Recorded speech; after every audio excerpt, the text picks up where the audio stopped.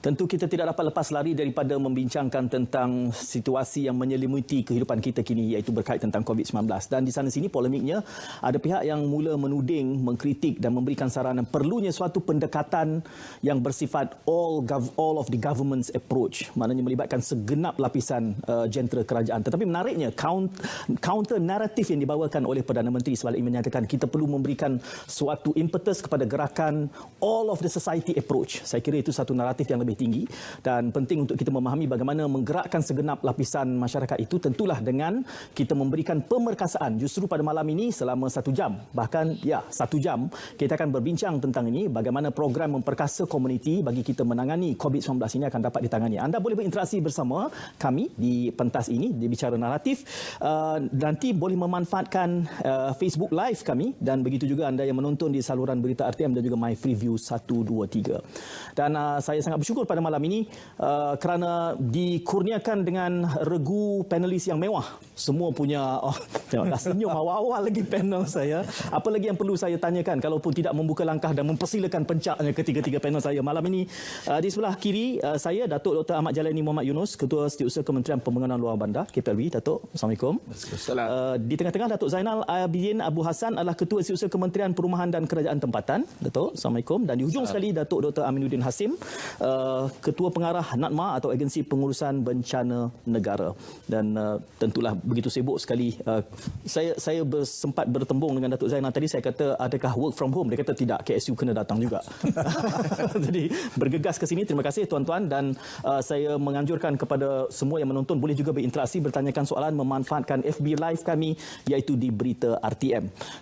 Bagaimana? Kita mulakan langkah dengan NADMA terlebih dahulu saya kira untuk memberikan makronya. Okey, makro. Tengok semangat. Tak nampak penat Datuk ni. Okey. Steady. Kalau bercakap soal pemerkasaan komuniti ini, apa yang perlu kita faham bila bercakap begitu? Terima kasih kerana memberi ruang untuk kita bertiga regu ni bercerita mengenai tajuk yang amat penting, sebab kalau kita tahu sejak daripada dahulu lagi kita sudah bercakap mengenai pakailah mask, penjarakan sosial dan macam-macam yang kita dah laksanakan secara bersemuka, secara kita kalau kita tengok dalam TV pun kerap keluar, tetapi apa lagi yang tak kena, kan? Banyak yang kita dah cerita, dan saban hari kita duduk di hadapan TV, kita melihat bahawa kes COVID ni makin naik. Apa lagi yang tak kena? Itu yang kita cuba merencanakan. InsyaAllah dalam malam ini cuba menghuraikan beberapa perkara yang kita cuba sampaikan. Kalau NADMA, Agensi Pengurusan Bencana Negara, orang selalu associatekan dengan banjir. Jarang orang tengok COVID. Sebenarnya COVID tu merupakan bencana. Okey. Dan apabila COVID, kes-kes COVID ini, COVID-19 ini bermula, NADMA lah merupakan orang yang menyambutnya. Yang menyusun gerak langkah dan sebagainya. Ini merupakan bila kita nak maklumkan bagaimana nak kita menangani secara yang tadi whole of society approach. NADMA jugalah yang sebenarnya diberi bertanggungjawab untuk melaksanakan. Kita bermula sejak tahun lepas lagi, pada bulan Ogos yang lalu, kita cuba membudayakan norma baru ini. Yang amat berhormat Perdana Menteri melancarkan satu program yang agak gemilang pada bulan 8 di Pagu. Tetapi selepas itu kita banyak program. Saya jangka apabila kita menghitung dalam 12,000 aktiviti yang telah kita laksanakan. Tetapi kebanyakan aktiviti yang kita laksanakan ini merupakan orang kata apa, top down. Agensi kerajaan pergi bagi tahu, buatlah. TV pun kadang-kadang digital message pun cerita, tolonglah SOP dan sebagainya. Dan banyak melibatkan NGO, banyak melibatkan agensi kerajaan. So saya merasakan bahawa ini mungkin top down agaknya tidak berapa kena caranya. Kan sebab kita kerap memberitahu orang tolonglah. Dan sudah masanya kita nak melihat cara lain. Ia boleh dilaksanakan. Macam saya cakap tadi, ada 29 kementerian dan agensi NGO yang terlibat.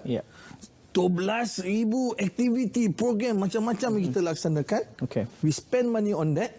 Hatta daripada kerajaan negeri pun kita libatkan, kerajaan persekutuan kita libatkan, dan banyak lagi pihak-pihak yang kata yang mahu melibatkan diri supaya rakyat faham. Kita pergi ke pasar malam, kita pergi ke pasar ke mall-mall. Kita pergi, kalau kita ke RNR pun nampak banting besar kata penjarakan sosial dan sebagainya. Kita dah buat laksanakan dah. Target kita semasa itu kita bagi kepada 10 kumpulan, iaitu penjawat awamnya, pendidiknya, golongan agamawannya, industri keluarga, macam-macam lah kita dah approach. So apabila kita membuat sedikit kaji selidik, mungkin approach tu hendak kita terbalikkan. Okey. Bottom up. Bottom up. Bottom up ni mungkin satu formula yang agak berkesan lah. Daripada Ogos 2020 hingga Januari 2021 kita try top down approach. Sekali ini kita akan melibatkan lebih banyak pemerkasaan kepada komuniti. Apabila kita bercerita mengenai pemerkasaan, maksudnya kita nak meningkatkan kapasiti komuniti untuk membentras COVID-19 daripada bawah, melibatkan semua golongan yang betul-betul orang kata boleh memainkan peranan. Tok imamnya lah. Bayangkanlah kalau Tok Imam cakap, takkan siapa nak lawan kan? So Tok Imam kita libatkan, cikgu-cikgu kita libatkan, ketua kampung dan pelbagai pihak yang betul-betul ada peranannya dalam masyarakat. So di sini pemakasaan maksudnya kita meningkatkan kapasiti mereka, keupayaan mereka untuk menilai apakah yang mereka ada, apakah kekuatan masyarakat itu, apakah background masyarakat itu, dan apakah yang boleh mereka sumbang untuk mereka sama-sama melibatkan diri dalam membentras COVID-19. Bahannya sudah banyak. Kita dah buat research daripada segi poster, dari segi video dan sebagainya. Di sini kita nak meminta bahawa masyarakat, ketua-ketua komuniti untuk memainkan peranan mereka secara aktif. Terus menerus. Nampak orang berlonggok, dia tahu macam mana nak tegur. Bahasa nak menegur macam mana. Community based surveillance contohnya. Kalaulah ada masyarakat-masyarakat yang macam sihat tak sihat, ambil indah, pergi rumah dia. Apa khabar, kenapa? Kalau ada masalah, kita panggil klinik untuk lihat. Jangan tunggu, mungkin dia pun terkena dan dia tak tahu maklumat mengenai apa itu COVID-19, apakah gejala-gejala dalam COVID-19. Itu yang kita kata kita nak memerkasakan komuniti untuk sama-sama terlibat dengan pihak kerajaan. Tak payah lagi lah penguatkuasa nak datang bawah, nak buat tugas je. Kali ni kita minta mereka sama-sama terlibat dalam usaha inilah. Pendekatan yang bottom up. Di awal tadi Datuk Dr. Amin menyebutkan soal menyambut, tapi sambut tak sambut ni bergantung tangan, ada dua je. Sebab banjir pun dia juga, COVID pun dia juga. Tak apa, itu saya usik kemudian lah kita tangani ya. Tapi kita ada dua ni Datuk Amin. Kita ada KPLB, kita ada KPKT. Mana dulu perlu sambut big picture daripada Datuk Dr. Amin tadi? Kita rakan kita ada yang daripada community urban, Kota Bandar, dan ada juga daripada community luar bandar. So kita bagi luar bandar dulu. Luar bandar dulu lah. Luar bandar dulu. Dengan pendekatan ini Dr. Jalani digambarkan tadi bottom up approach, dan kita tahu masyarakat luar bandar ni kemasyarakatannya, kejelekitannya, esprit de corps-nya lebih kuat. Kononnya lah, kalau masih saya kira Datuk lebih maklum lah. Bagaimana kita boleh leverage elemen itu dalam konteks bila pendekatannya bersifat bottom up begini? Terima kasih Tuan Syed dan juga RTM kerana memberi ruang kepada kita untuk kita share lah, ataupun berkongsi pengalaman dalam konteks kami di Kementerian Pembangunan Luar Bandar. Saya tidak boleh lepas lari dari segi membicarakan isu dalam pemerkasaan ini dalam konteks dasar. Kerana kementerian itu kekuatannya adalah pada dasar. Kerana dasar itulah yang akan menentukan bagaimana pelan-pelan tindakan untuk kita laksanakan di peringkat akar umbi ini. Jadi kembali kepada dasar ini, kita melihat bahawa dalam konteks dasar pembangunan luar bandar yang telah pun kita lancarkan pada tahun 2 tahun yang lalu, telah pun kita lancarkan, dan ini menjuruskan kepada 23% penduduk Malaysia kerana masyarakat luar bandar yang sekarang ini berdasar kepada statistik lebih kurang dalam 7.8 juta masyarakat yang berada di luar bandar ataupun statistik yang kita dapati.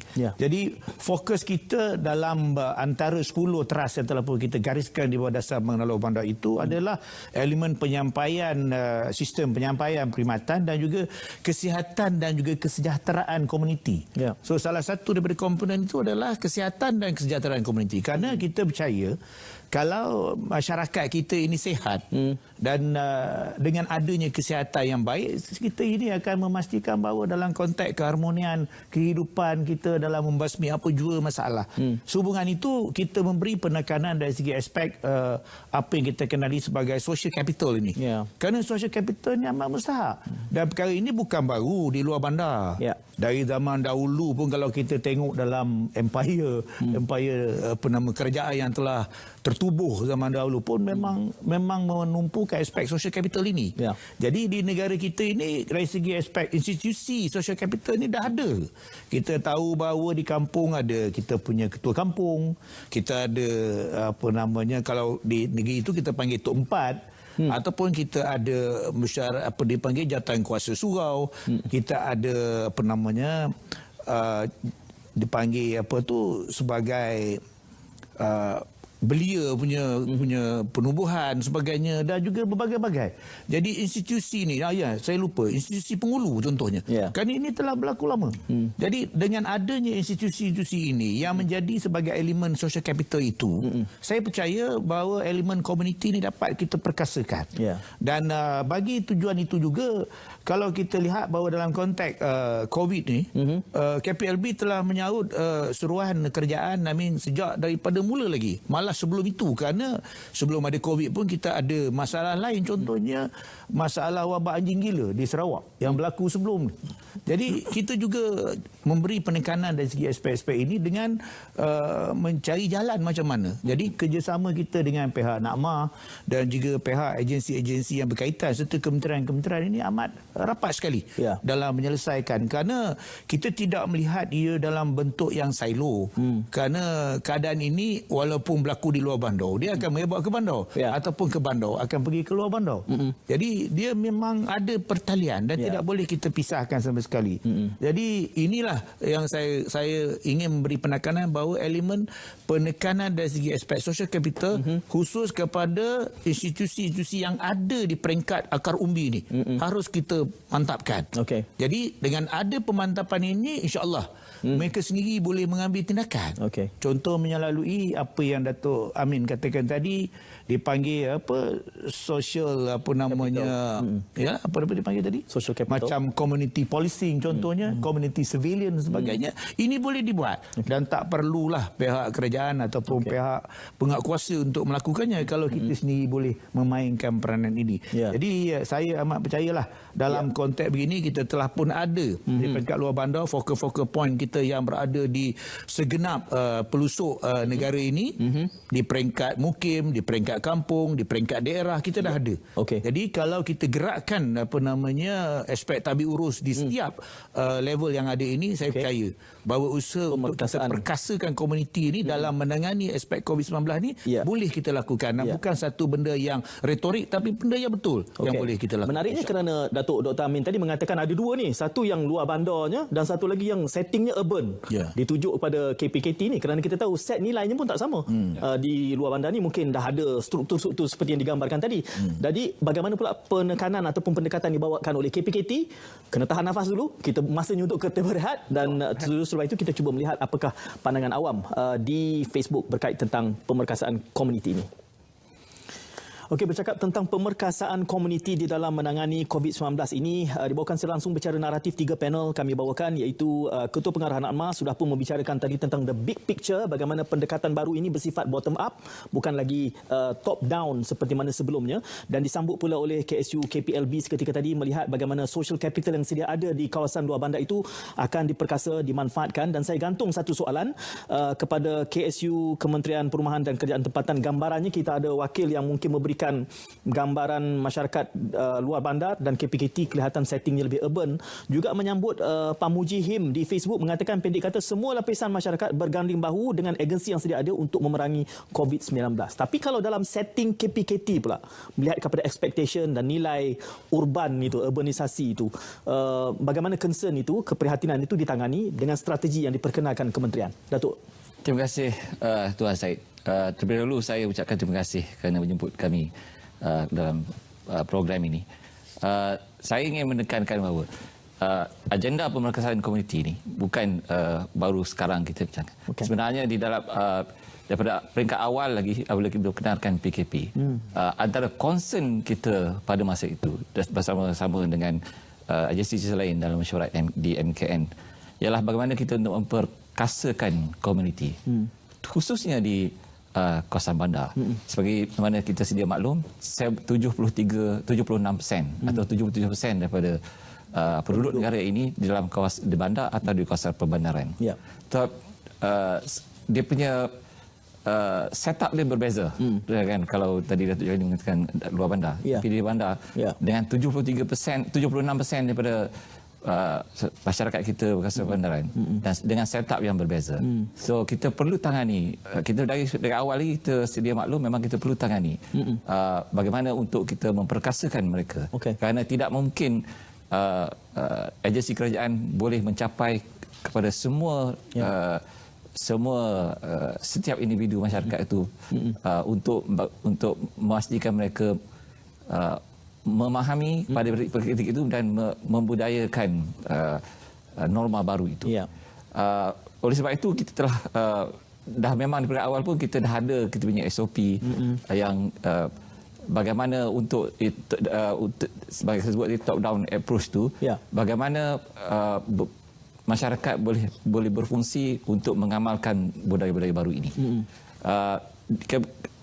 Di Kementerian PKT kita ada 3 segmen yang kita perlu tangani.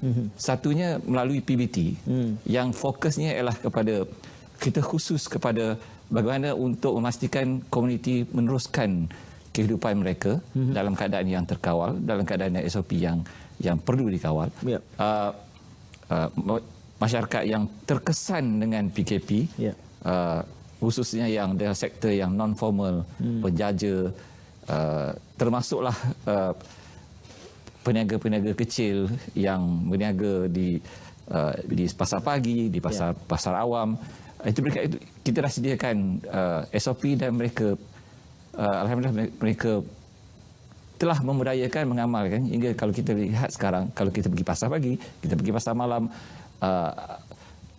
budaya itu telah diamalkan dan dikuatkuasakan oleh masyarakat itu sendiri melalui PBT. Dan ada segmen ialah yang direct kepada concern juga direct daripada kementerian ialah komuniti PPR, kawasan perumahan rendah ni. Di negara ini kita ada 90 PPR yang sebahagiannya diuruskan sendiri oleh Kementerian KPKT dan juga di negeri ada juga yang diuruskan oleh negeri. So yang ini kita sediakan SOP daripada awal. Bagaimana untuk menguruskan kerana mereka dalam suasana PPR ni dalam kawasan yang padat, mungkin rumahnya pun bila semua orang dah ada berada di rumah mungkin dan sesak. So memang kita concern dari awal dan alhamdulillah setakat ini dengan SOP semua tu kita nak kata kita berjaya sepenuhnya mungkin belum lagi. Tapi kalau kita lihat dari statistik di Kompleks Kawasan PPR, saya rasa sampai sekarang kalau mungkin saya tidak ada data yang tepat, tapi setakat data yang saya tahu tidak ada kes di mana the whole complex kena lockdown. Saya rasa tak ada. Mungkin ada di kawasan negeri yang bukan di bawah pengurusan KPKT, mungkin because data begini yang sahihnya ialah daripada Kementerian Kesihatan. Tapi setakat yang kita urus itu tidak ada. So menunjukkan apa yang kita telah cuba terapkan daripada awal berlaku. Cuma cabaran kita sekarang lah untuk memastikan bagaimana budaya ini terus diterapkan dan terus diamalkan dan dikuatkuasakan oleh mereka sendiri. So itu yang menjadi agenda kita seterusnya lah, sebagaimana yang Datuk Amin cakap. Dan saya yakin berdasarkan dah hampir setahun, dah 10 bulan kita dalam tempoh mengawal ini, masanya untuk kita memberi keyakinan kepada komuniti untuk mereka menguatkuasakan. Dari segi amalan, dari segi kaedah, kefahaman, saya yakin mereka sudah faham. Sekarang ni bagaimana untuk kita memastikan komuniti itu terus bergerak dan menguasakan sendiri tanpa kita memberi arahan. Itu agenda kita seterusnya. Saya nak berbalik kepada Ketua Pengarah Nakma kerana messaging kita, apa bentuk message yang kita sampaikan kepada penonton. Pemerkasaan ini selalu dikaitkan dengan undang-undang. Tetapi tadi kita menggunakan beberapa istilah yang sifatnya social science seperti social capital, social surveillance. Surveillance itu sendiri pun mungkin memerlukan perimeter undang-undang. Di kampung mungkin orang masih menghormati. Ketua kampung marah, cabut lari semua. Di bandar polis pun kena lawan. Jadi dua set nilai yang tak sama ni. Bila kita bercakap soal pemerkasaan ini, tadi kedua-dua KSU mengatakan bahawa ia sudah entrenched, sudah sebati lama. Cuma hari ini kita nak meletakkan settingnya di dalam menangani COVID-19. Kita belum cakap banjir lagi. Banjir Datuk kena datang semula lah. Sebab itu tajuk kemudian. Social capital, memerkasa tanpa ada perimeter undang-undang, pembudayaannya. Ini semua benda yang besar ini. Datuk Amin. Kalau dalam setting yang agak bebas, maksudnya kita perlu mengandaikan bahawa setiap orang perlu memainkan peranan. Mudah nak cakap. Setiap orang ada peranan masing-masing dan boleh melaksanakan. Tetapi kadang-kadang mereka tertanya, apa yang nak dikuatkuasakan? Apa yang sebenarnya berlaku? Jadi yang penting dalam masa ini, kita tahu COVID-19 otoritinya ialah KKM. Semua knowledge, semua pengetahuan, know-how semua ada dengan Kementerian Kesihatan Malaysia. Di situlah kita minta Kementerian Kesihatan. Mereka ada special department yang akan cuba translatekan kepada bahasa yang mudah dipaham. Dan apabila kita dapat memahamkan, sama ada di dalam setting urban, sama ada di dalam setting luar bandarnya tadi, so mudah untuk kita bagi tahu, okey, COVID-19 bahaya dia lah A, B, C, D, E, F, G. Sebab orang tak rasa, orang tak tahu. Jadi kita boleh tunjukkan live example, benda-benda yang betul-betul berlaku. Mungkin orang yang dah terkena tu bercakap. Jadi kita boleh simpati, kita boleh menghayati untuk kita menegur orang lain. Kemudian keduanya, macam mana nak tegur?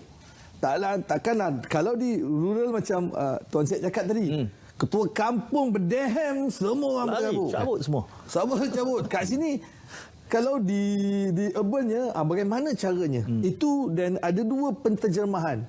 Bagaimana kita nak menguatkuasakan yang tadilah, yang nak menegur COVID-19, pemerkasaan tadi. Jadi mungkin di situ kita bagilah mungkin orang-orang yang berpengaruh. Kalaulah dalam message yang sebelum ni kita menggunakan influencer dalam urban setting kan, orang yang ada pengaruh, orang kata apa ni, selebriti dan sebagainya, ini mungkin boleh mempengaruhi peranan kita yang nak dimainkan di urban. Dan kalau banyak kita di urban pula, banyak rumah strata. Kita nak tahu, okey, peranan strata tu mungkin orang bawah tak bercakap dengan orang atas dan sebagainya. Dan bagaimana message nak kita laksanakan supaya mereka tahu bagaimana nak melaksanakan peranan masing-masing tadi.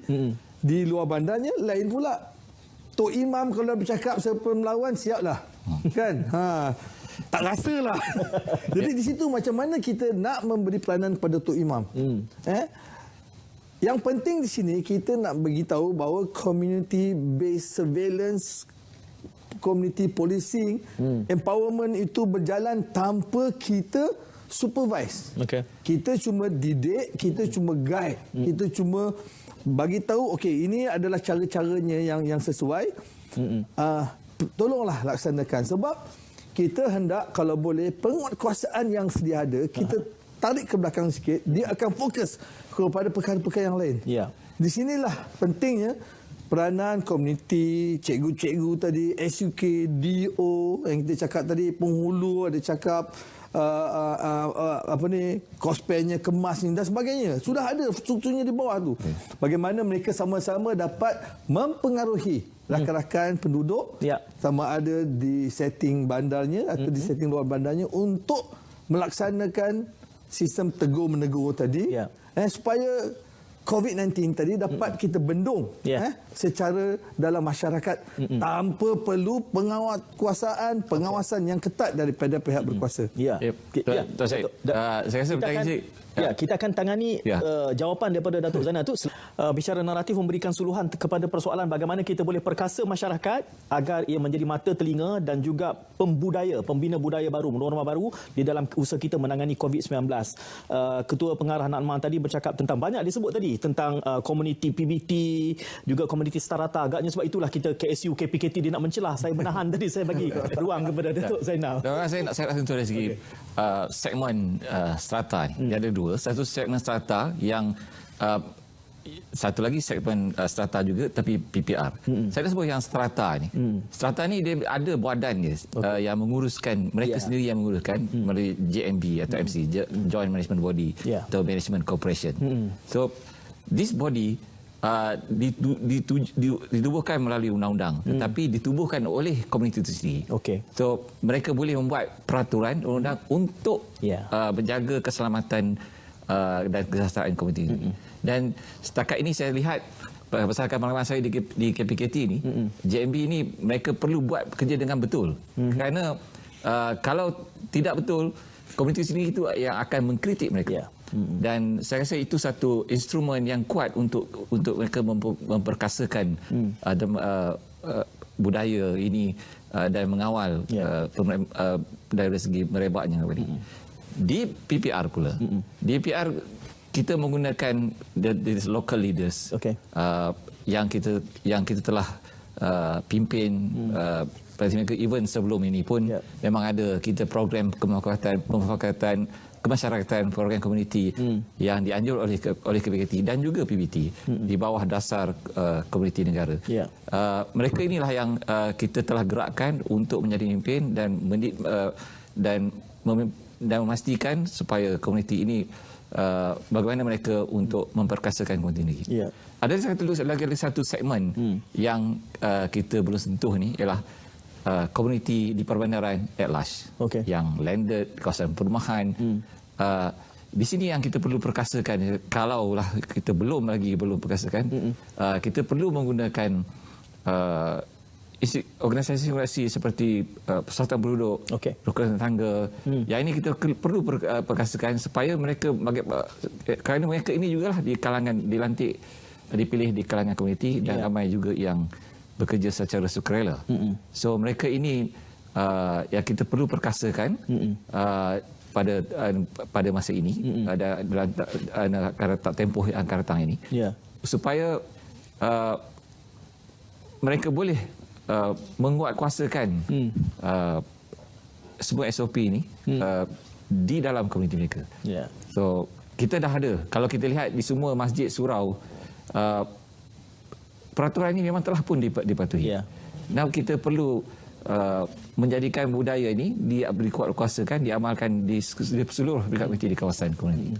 Saya nampak apabila kita bercakap dengan KPKT, kita bercakap soal masyarakat strata naik ke atas.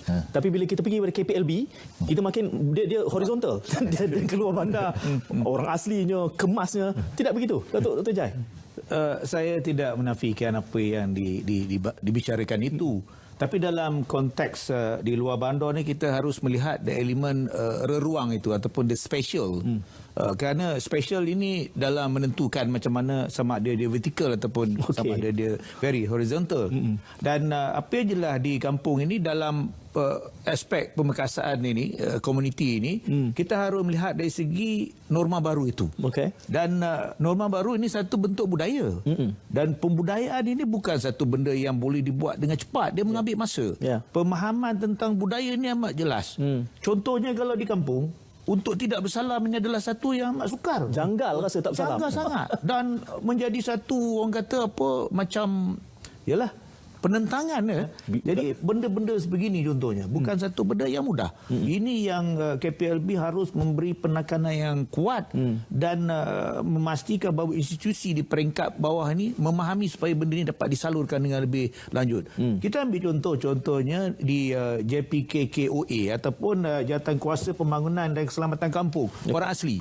Selain daripada JPKK yang di peringkat Kampung Melayu, tapi dia orang asli pun ada untuk memastikan mereka ini memahami dan dapat menyalurkan maklumat-maklumat ini kepada masyarakat orang asli. Itu bukan satu benda yang mudah. Dan ini memang memerlukan orang kata komitmen yang begitu jitu sekali. Di sinilah peranan yang dimain oleh agensi contohnya macam Jakwa, Kemas dan semua agensi-agensi yang ada di bawah kementerian dan juga agensi-agensi yang lain sama-sama untuk memastikan bahawa proses pembelajaran, pembudayaan ini, pemahaman secara lebih perinci dapat dibuat. Kerana kita harus faham Tuan Syed, kerana dalam kadang-kadang di kampung ni satu rumah tu kadang-kadang ada 2-3 kelamin di situ. 2-3 keluarga duduk dalam satu rumah.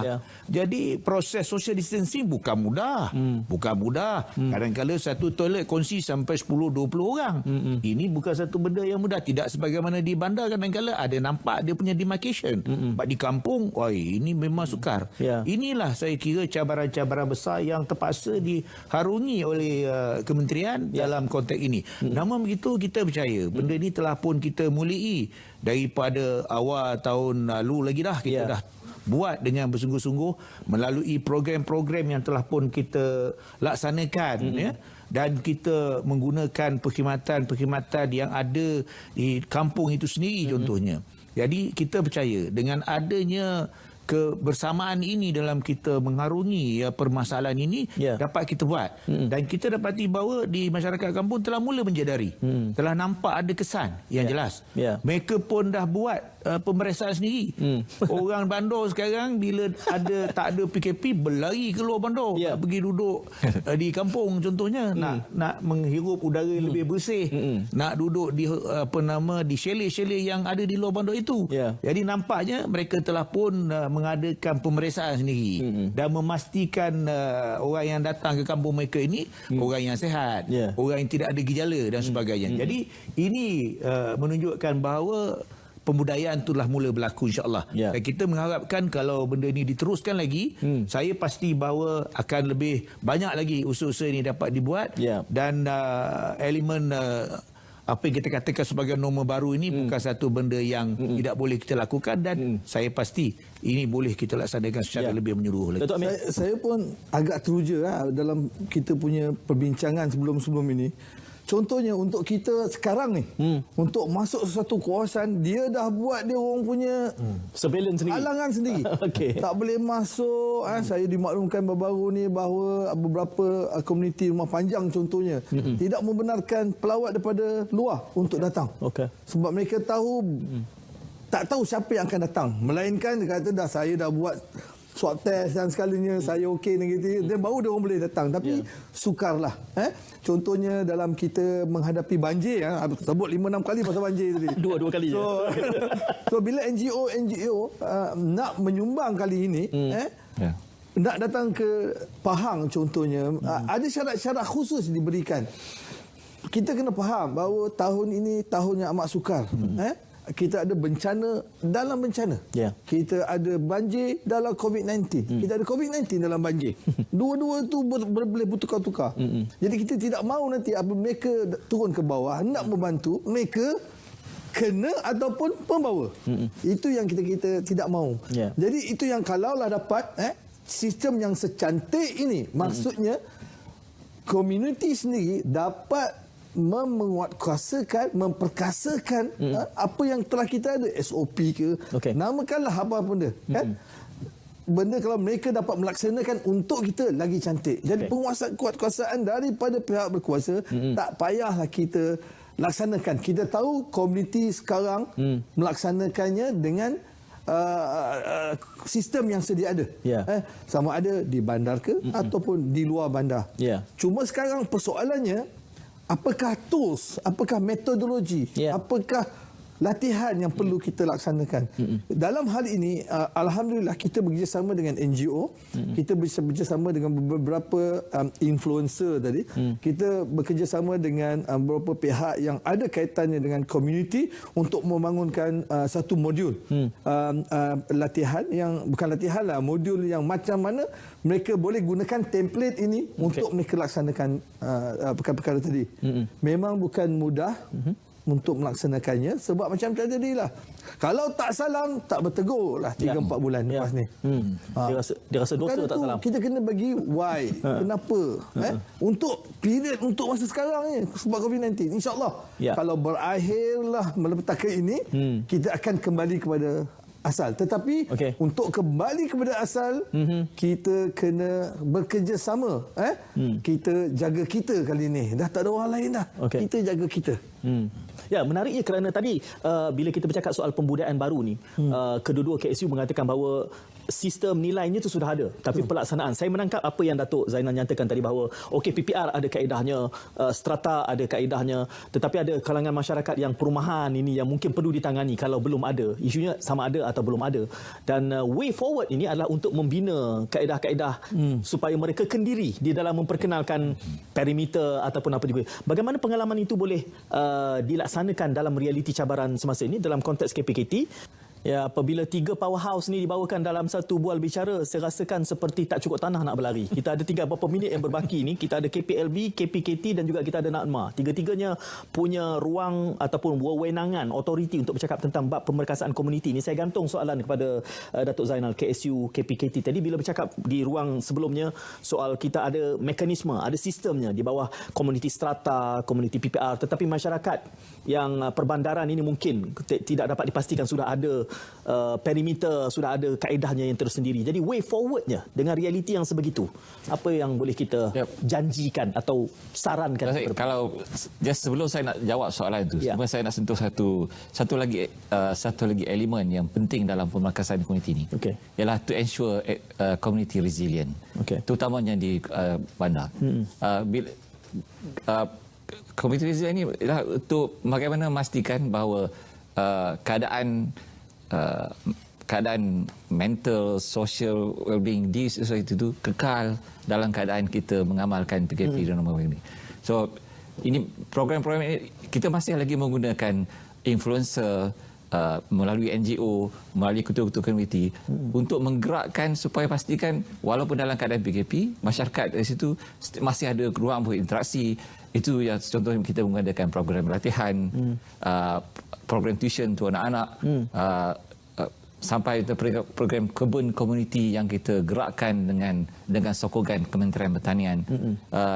Ini satu perkara yang juga penting di mana-mana komuniti, khususnya komuniti strata. Yang ini memang kita sedang laksanakan dan kita akan teruskan. Okey, nak jawab soalan komuniti lain, perumahan semua ni. Saya perhatikan instrumen yang paling berkesan selain daripada kita menggunakan community leaders, menggunakan jawatankuasa penduduk, menggunakan rukun tetangga, instrumen yang paling berkesan di bandar, sekurang-kurangnya di bandar, ialah menggunakan social media, social group, community FB. Kalau kita perhatikan sebarang teguran, kalau di kampung dia tegur direct je kan. Kalau tapi di bandar ni WhatsApp group, FB group komuniti itu, yang itu yang paling berkesan untuk menegur. So yang ini memang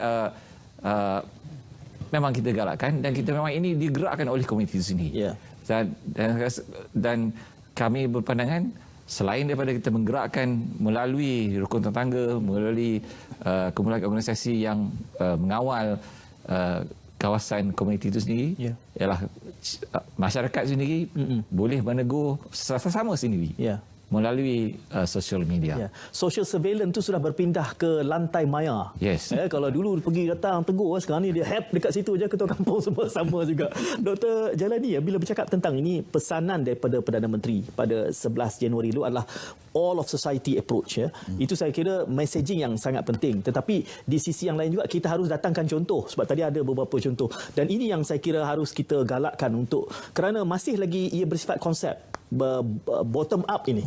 Ya, orang ingin melihat bagaimana ia dilaksanakan di dalam setting mereka. Tadi strata, PPR, kampung, ini harus dikongsikan lebih banyak, Datuk.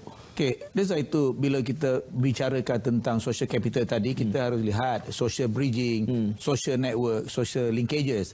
Jadi untuk mengadakan benda-benda begini, the way forward dia adalah kita kena facilitate. Kita kena cari jalan ataupun pemudah cara untuk melaksanakannya. So dengan itu kita tidak boleh tidak mengatakan bahawa dengan menggunakan jentera yang ada pada kementerian lah. Dalam konteks kita di Kementerian Luar Bandar ni, sebagaimana saranan yang berhormat, Yang Amat Berhormat Perdana Menteri, yang saranan yang berhormat Menteri sendiri, kita harus menggunakan jentera yang ada. Alhamdulillah kita ada 10 jentera di apa nama di peringkat kementerian ini, iaitu kita ada MARA, kita ada Felkra, kita ada RISDA, kita ada JAKWA, kita ada KEMAS, kita ada lembaga kementerian wilayah seperti Kesedar, Ketengah, Kedah, Perda dan juga Kejora, dan juga begitu juga agensi-agensi yang affiliate kita ada di Sabah Sarawak. Jadi kita menggunakan jentera ini to do the facilitation ini. Jadi dalam usaha memudah cara ini macam-macam program yang kita buat. Jadi kita mudahkan supaya masyarakat luar bandar itu boleh gunakan landasan yang ada, gunakan platform-platform yang telah pun disediakan oleh jentera-jentera ini agar mereka terus perkasa. Sebab kita harus tengok dalam konteks kita mengekang COVID ni, kita kena tengok juga tentang dia punya kehidupan mereka ini. Sebab mereka pun perlu kehidupan, perlu makanan, perlu pendapatan dan sebagainya. Jadi kita memang tak lepas lari daripada melihat mereka ini terjejas dengan COVID ini. Kerana pasti dalam unsur perniagaan mereka, aktiviti mereka terjejas. Jadi sehubungan itu kita harus menggunakan platform-platform ini untuk bantu mereka. Antaranya kerana Tuan Syed dah sebut tadi, kita ada Desa Mall online. Desa Mall online ini yang kita telah pun pack bersama dengan Lazada, dengan Shopee, eBay untuk membolehkan usahawan-usahawan yang ada di luar bandar ini menjual hasil-hasil mereka. Dan ini dapat menjamin sedikit pendapatan kepada mereka lah, mengurangkan beban mereka. Begitu juga aspek-aspek dalam kita memperkasakan mereka dari segi aspek latihan. Contohnya, kita memberi latihan secara online hari ini. Dan alhamdulillah, hari ini Tok Batim pun dah pandai menggunakan social media.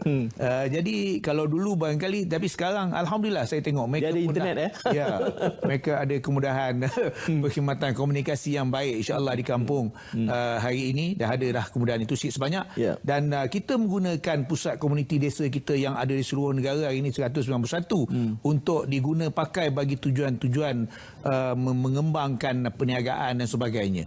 Begitu juga di peringkat anak-anak, contohnya walaupun tabika kita ada seluruh negara lebih 11,000 di bawah KEMAS ini, kita melatih anak-anak tadika ni supaya bagaimana untuk berdepan dengan penularan COVID ini. Supaya kita percaya kadang-kadang cucu ni mengajar atuk dengan poh dia lagi baik lagi berkesan daripada kita mengajar.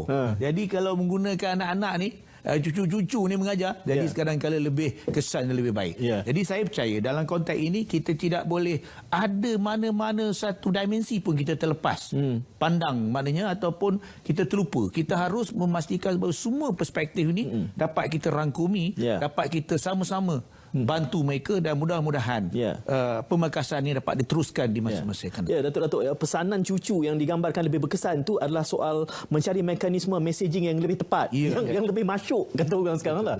Tetapi kita juga memahami psikologi masyarakat kita yang sangat mempunyai jaringan ini. Meluap-luap nak balik ini, malah Datuk Dr. Amin orang yang mengatakan MCO sampai satu Semenanjung ni sebab balik exodus tu lah, balik kampung tu. Jadi antaranya lah. Ini boleh cakap ni ramai orang marah ni. Tak buka pintu saya. Benar. Cuma kalaulah kita tahu risikonya, kita faham risikonya, mungkin perkara ini dapat kita kurangkan. Untuk 100% tidak berlaku adalah mustahil sekarang. Sebab COVID-19 ni dia punya penularan tu tidak boleh dijangka. Jadi moving forward, tadi kedua KSU tadi bercerita pasal hardware tadi. So let's talk about the software. Maksudnya perkara lain yang boleh kita lihat dalam hal ini untuk membantu kita mempercepatkan lagi pemahaman mengenai apa yang hendak dikawal, bagaimana hendak dikawal, di mana yang hendak dikawalnya tadi adalah pemimpin-pemimpin. mungkin selepas ini apa yang kita boleh laksanakan bersama-sama ialah kita nak educate, nak memaklumkan semua pemimpin-pemimpin bahawa mereka mempunyai peranan. Bila bottom up tadi, let's kita begin. Mari kita bermula dengan semua pemimpin-pemimpin. Pemimpin kemasnya, kospelnya, MPP-nya, politiknya ataupun rukun tetangganya, semua ada peranan. Rukun tetangga di kampung ada, di bandar ada. Sistem tu dah ada. So untuk menggerakkan mereka, kita akan buat satu template dan kita akan laksanakan bersama-sama dengan mereka bagaimanakah cara terbaik untuk menegur, untuk memaklumkan bahaya dan untuk memastikan bahawa untuk setahun ini mari kita bentas COVID-19. Sebab konsep yang agak relevan sekarang ialah kita jaga kita. Maksudnya pemimpin kampung itu akan menjaga anak buah dia. Memastikan bahawa tidak ada anak buah mereka yang orang kata ketegak sikit ni, degil sikit ni. Sama-sama memainkan peranan. So kita bagi empower untuk pemimpin. Kalau tak pemimpin tu kena rotan tadi. Kita lah datang rotan. Betul. Kali ni peranan mereka perlu diberi lebih tanggungjawab. InsyaAllah itu perkara yang hendak kita laksanakan moving forward. Tools ni nak dapat di mana? Kita sudah memperkasa, tapi mereka perlu maklumat ni semua, aset-aset konten ini. Di kementerian saya kira ada pautannya, NADMA, MKN mungkin, Dato'? NADMA akan sedang bekerjasama dengan NGO lah untuk mencari jalan terbaik untuk bangunkan tools tadi. Macam saya cakap tadi, mungkin setting di luar bandarnya berbeza, mungkin di kawasan bandarnya berbeza. So tools tu sudah ada, kita bangun, sudah kita adakan, insya-Allah dalam sebulan dua ni. Tapi because of PKP ni kita kena slow down sedikit, dan kita akan membuat beberapa case study dahulu melihat keberkesanannya. Keberkesanannya. Tetapi insya-Allah kita akan kongsikan tools tu tadi. Kita akan kongsi tata cara nak melaksanakan. Sebab kita kalau boleh lepas ni pemimpin di bawah lebih bertanggungjawab. Pesanan KPKT 30 saat kepada audien kita dalam pemerkasaan komuniti. Di KPKT kita ada instrumen yang bersedia untuk menyambut segala tools yang ada ni. Kita ada di pemimpin-pemimpin komuniti di Kuala Penduduk, dan kita ada PBT yang dia ada di seluruh negara, 150 negara, dan dia ada ahli majlis dia. Dan ahli-ahli majlis ini yang pemimpin di peringkat akar umbi yang akan menggerakkan semua perkara, semua usaha-usaha ini supaya akhirnya sebenarnya kita di sini, semua masyarakat diri sendiri itu yang perlu faham dan perlu menghayati apakah yang perlu dilakukan untuk kita mengekang wabak ini. Pesanan KPLB kepada jenteranya. Dan saya menyerulah kepada semualah, kepada pegawai kita dan juga kepada seluruh masyarakat di luar bandar ini untuk terus berkomunikasi dan juga sentiasa peka dengan apa jua bentuk kemudahan dan juga perkara-perkara to facilitate permasalahan yang ada di luar bandar ini. Jadi saya kira pegawai-pegawai kita berada di setiap di daerah, di negeri, di mana-mana untuk mereka boleh bertemu muka. Dan begitu juga kita ada di atas talian, kita boleh berhubung melalui social media. Dan kita juga ada kita ada buat hari bertemu pelanggan yang dibuat oleh Yang Berhormat Menteri sendiri. Jadi channel itu saya kira ada. Cumanya pihak masyarakat di luar bandar ini harus cari channel ini, dan yang paling dekat dengan mereka kalau ketua kampung untuk 4 lah. Saya kira itu yang paling hampir dengan mereka. Dan kalau tidak, mereka boleh pergi lebih jauh lagi. Maknanya dalam banyak platform yang saya mentionkan. Saya ingin dari media saya ingin melihat bagaimana itu divisualisasikan. Kalau ada insiden yang itu, saya mohon kementerian berkongsi dengan kami untuk kita tunjuk ini caranya nak buat social surveillance, ini caranya di PPR. Jadi sekaligus kita mengangkat unsung heroes ini. Itu permintaan daripada saya. Sekaligus saya ucap terima kasih Ketua Pengarah NADMA KSU berdua atas kesempatan bersama ini, dan pastinya akan ada lagi kementerian yang akan kami bawa, insya-Allah. Kita jumpa dalam kesempatan yang akan datang. Assalamualaikum. Kita jaga kita.